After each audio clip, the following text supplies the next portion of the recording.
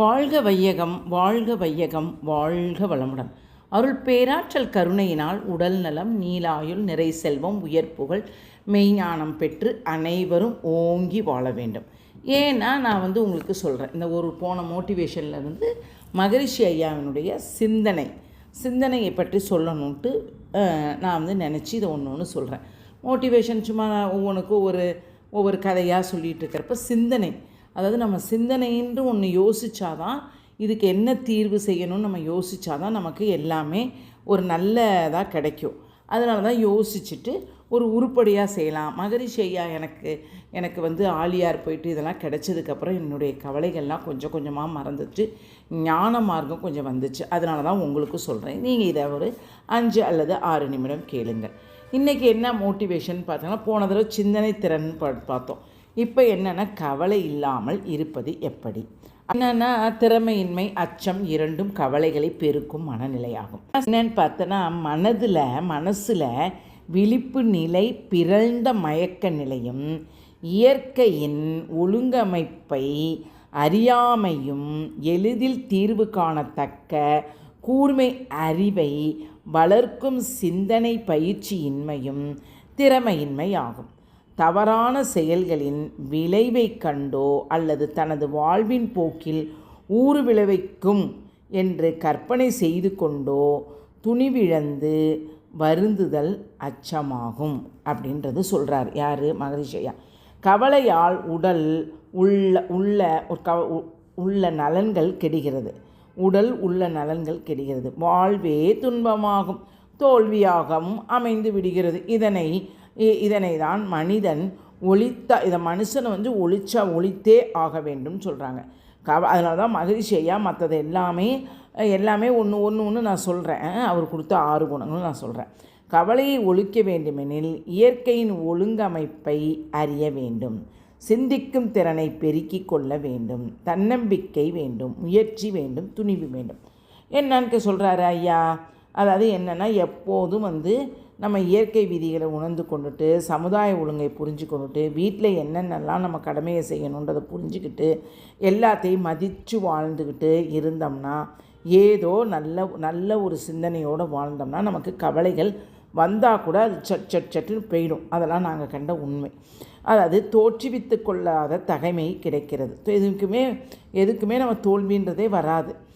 சிக்கல் இல்லாமல் போகவே துன்பமும் இல்லை, சிக்கல் இல்லாமல் போகவே துன்பமும் இல்லை, கவலையும் இல்லை என்றாகிய வாழ்வு ஒரு இன்ப சோலையாக மாறிவிடும். இதுக்கு ஒரு கதை என்னன்னு பார்த்தீங்கன்னா, இந்த கவலையை சொல்லிட்டேன். அதில் நிறைய மகரிஷி ஐயாவோடதெல்லாம் ரொம்ப ஜென்யூவலாக நல்லாயிருக்கும். அது நமக்கு சில சமயம் அது புரியாது. அது கதையோடு சொன்னோன்னா உங்களுக்கு புரியும். அது இப்போ என்னன்னு பார்த்தோன்னா, ஒரு கிராமத்தில் ஒருத்தவன் அருண்ன்றவன் இருந்தான். அவன் எப்போது ஏதாவது ஒன்று நினச்சிட்டு கவலைப்பட்டுக்கிட்டே இருப்பான். அது மாதிரி இப்போ நான் நிறைய எங்கள் ரிலேட்டிவ்ஸ்லாம் பார்க்குறேன். நாளைக்கு நான் மழை பெய்யாவிட்டால் நான் என்ன செய்வேன், எப்படி என் வியாபாரம் நடக்கும், நாளைக்கு அடுத்த வாரம் இப்படி இல்லைனா எப்படி ஆகும், வேலையில் ஏதாவது தவறு நடந்துட்டால் என்ன ஆகும், எனக்கு உடல் குன்றிட்டா என்ன ஆகும். ஆனால் இப்போ உள்ள பசங்க எல்லாமே இப்படி தான் இருப்பான். எங்களுக்கெல்லாம் நாளையை பற்றியே நாங்கள்லாம் அறியாத பருவத்தில் இருந்ததுனால நாளையை பற்றி நினச்சதே கிடையாது. அப்படி ஒன்று இருக்குன்னு கூட தெரியாது. ஒரு நாள் அவன் ஒரு ஞானியை செஞ்சுட்டான். எனக்கு என்னன்னு தெரியல, எதை எடுத்தாலும் எனக்கு கவலையாக வந்துக்கிட்டே இருக்குது, எல்லாமே நெகட்டிவ் திங்கிங்காக இருக்குது அப்படின்னு சொன்னோன்னா, உடனே ஞானி அவனோட ஒரு கண்ணாடி டம்ளரில் இந்த டம்ளரில் பாதி தண்ணீர் நிரப்பி கொடுத்தார். ஒரு டம்ளரில் இதை நீ 1 நிமிடம் பிடித்திரு என்றாராம். உடனே அவன் என்ன சொன்னான், அவன் எளிதாக அப்படி ஈஸியாக 1 டம்ளர் தண்ணியை பிடிச்சா என்ன கவலை தீர்ந்துருமான்ட்டு அவன் அருண்றவன் பிடிச்சிக்கிட்டு இருந்தான். இப்போது 1 மணி நேரம், இப்போ நமக்கே யோசிச்சு பாருங்கள், செல்ஃபோன் இப்படி பேசிக்கிட்டே இருப்போம். ஒரு 10 நிமிஷம், 1/4 மணி நேரம், அரை மணி நேரம். இப்போ நானும் ஸ்லோகம் படிச்சுட்டு இப்படி பிடிச்சிட்டே இருப்பேன். கொஞ்ச நேரத்தில் பார்த்தா அந்த விரலெல்லாம் வலிக்கும், இந்த கையில் மாற்றிப்போம். அதே மாதிரி அவன் கை வலிச்சுது. அவன் சொல்கிறான், 1 டம்ளர் தண்ணி தானே, அதுக்கே உனக்கு ஏன் கை வலிக்க தொடங்குது அப்படின்னு ஞானி கேட்டாராம். எப்போதும் நீ ஃபஸ்ட்டு வைக்கிறப்ப ஏன் கை வலிக்கலை, அதே தண்ணி எடை தான். இப்போவும் நீ அரை மணி நேரத்துக்கு வரலாம், அதே தண்ணி தான், எக்ஸ்ட்ரா ஏதாவது ஊற்றுனமா இல்லை அப்படின்னு சொல்கிறாராம். உடனே சொல்கிறாராம் ஞானி சொல்கிறாராம், கவலையும் அதுபோல் தான்.